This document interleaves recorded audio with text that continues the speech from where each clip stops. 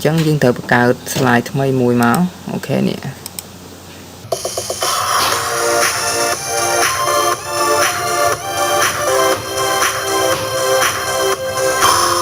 bắt xong group chấm đẹp xuống và công nhận ngọc nên một căn video mình đến thay tiện này mình đến PowerPoint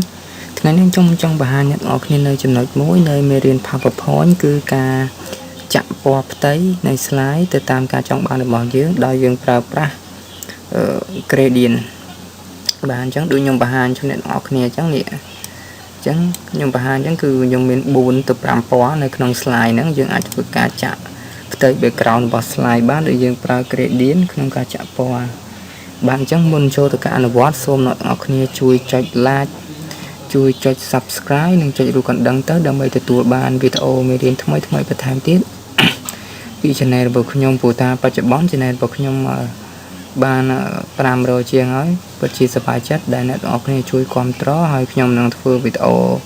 ជាច្រើនទៀតដើម្បីចែករំលែកទៅអ្នកទាំងអស់គ្នាហើយខ្ញុំនឹងសង្ឃឹមថាអ្នកទាំងអស់គ្នានៅតែបន្តគាំទ្របន្ថែមទៀតនេះអញ្ចឹងយើងចូលទៅការអនុវត្តទាំងអស់គ្នានេះអញ្ចឹងយើងត្រូវបង្កើត slide ថ្មីមួយមកអូខេនេះអញ្ចឹងខ្ញុំបង្កើត slide ថ្មីមួយបន្តមកទៀតខ្ញុំធ្វើការលុបអានេះចោលមកអូខេបាទបន្ទាប់ពីលុបចោលមកអ្នកទាំងអស់គ្នាត្រូវចុចនៅលើ slide យើងហើយយើងយកពាក្យមួយគឺនេះ format background យើងយក format background បាទបន្ទាប់ពីចេញ format background មកអញ្ចឹងខ្ញុំសូមបង្ហាញឲ្យនឹងធំតិចចុះនេះបាទបន្ទាប់ពីយើងចុច format background មកវានឹងចេញពាក្យទាំងអស់នេះប៉ុន្តែយើងត្រូវយកពាក្យមួយពាក្យថាទី2នេះគឺ gradient fill បាទយើងយកពាក្យ gradient fill ហ្នឹងមក format background ហើយយើងយកពាក្យ gradient fill តោះមកវា load នឹងបែបនេះនេះវា load បែបនេះអញ្ចឹងខ្ញុំ load បែបហ្នឹងហើយអ្នកទាំងអស់គ្នាត្រូវមើលមកកន្លែងនេះគឺជាអីគេកន្លែងហ្នឹងបានន័យថាគឺជាពណ៌ដែលយើងចង់ចាក់ដូចបច្ចុប្បន្នខ្ញុំកំពុងឈរនៅលើពណ៌ផ្ទៃមេឃឥឡូវឧទាហរណ៍ខ្ញុំយកពណ៌ក្រហមអ្នកទាំងអស់គ្នាឃើញអត់ហើយអានេះគឺជាពណ៌ហើយកន្លែងនេះគឺជា color កន្លែងដែលយើងរើសពណ៌ហើយកន្លែង gradient stop ហ្នឹងបានន័យថាចំណុចដែលយើងចង់ឲ្យបានន័យថាចំណុចដែលយើងចង់ដាក់ពណ៌អញ្ចឹងខ្ញុំឧទាហរណ៍ថាខ្ញុំចង់បានប្រឡោះនេះពណ៌ក្រហមខ្ញុំត្រូវចុចលើប្រឡោះនឹងមួយខ្ញុំត្រូវចុចលើប្រឡោះនឹងមួយហើយខ្ញុំយកឲ្យ color ហើយខ្ញុំរើសយកពណ៌លឿងអញ្ចឹងណាបន្ទាប់មកទៀតចំណុចខាងចុងនេះខ្ញុំចង់បានពណ៌ខ្មៅខ្ញុំចុចលើវាមួយហើយខ្ញុំដូរកន្លែង color ទៀតខ្ញុំចូលទៅដាក់ពណ៌ខ្មៅគឺវាចេញនេះគឺពណ៌ខ្មៅហើយប្រឡោះកដាលនេះយើងអាចទាញបានយើងអាចទាញឲ្យវាខិតមកក្រោមក៏បានទៅលើក៏បានដែរអញ្ចឹងខ្ញុំដាក់ចំកដាលខ្ញុំដាក់ឲ្យកន្លែងនេះភាគរយអញ្ចឹងខ្ញុំវាយ50នេះ50វានៅចំកដាលបាទបន្ទាប់ពីចំកដាលមកនេះយើងដាក់វាចំកដាលហើយយើងចង់ដូរពណ៌វាប្រឡោះកដាលហ្នឹងយើងចូលចុចឲ្យនឹងមួយហើយយើងចូលមកកន្លែង color ទៀតហើយយើងយកពណ៌អីគេពណ៌បៃតងនេះអញ្ចឹងវានឹងចេញអញ្ចឹងបើសិនជាករណីដែលយើងចង់ឲ្យពណ៌បៃតងហ្នឹងខិតទៅខាងលើយើងទាញវាបាត់នេះមកដូចអ្នកនរគ្នាឃើញអញ្ចឹងនេះ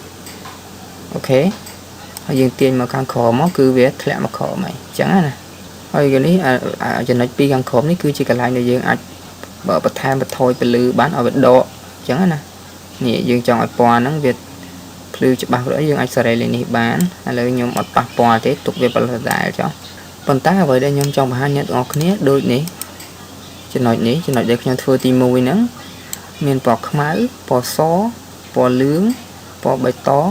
និងពណ៌រាងក្រហមព្រាលអញ្ចឹងយើងចូលទៅការដាក់បែបនឹងទាំងអស់គ្នានេះយើងចូលមកខាងលើគឺខ្ញុំយកពណ៌ខ្មៅអូខេ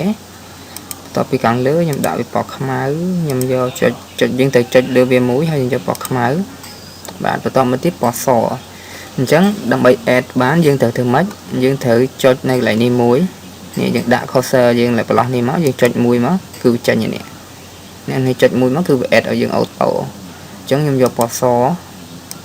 នេះបន្ទាប់ពីទៀតពណ៌លឿងបាទបន្ទាប់ពណ៌លឿងខ្ញុំត្រូវយកប្រឡោះណាប្រឡោះនេះអូខេខ្ញុំទាញអានេះមកបន្តិចអូខេនេះអញ្ចឹងប្រឡោះនេះខ្ញុំដាក់ពណ៌លឿងខ្ញុំចុចលើវាមួយហើយខ្ញុំចូលទៅកន្លែង color ហើយខ្ញុំយកពណ៌លឿងបន្ទាប់ពីពណ៌លឿងមកឥឡូវនេះខ្ញុំយកបៃតងអូខេខ្ញុំចុចលើវាមួយហើយខ្ញុំ យកពណ៌3បៃតងបន្ទាប់មកទៀតគឺពណ៌លក្ខណៈថាសខ្ចីនេះប្លោះនេះយើងចុចលើវាមួយមកនេះចុចលើវាមួយមកយើងយកចំណុចសបែបនេះអូខេនេះបន្ទាប់ពីចេញបែបនេះមកយើងអាចធ្វើការចុចអូខេបានចុចនៅកន្លែងហ្នឹងណាឥ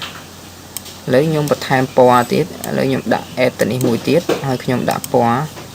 ក្រហមអូខេហើយយើងចាប់ផ្ដើមសារ៉េវាមកយើងលួចបន្តិចមកឲ្យមើលទៅវាឃើញស្អាតណា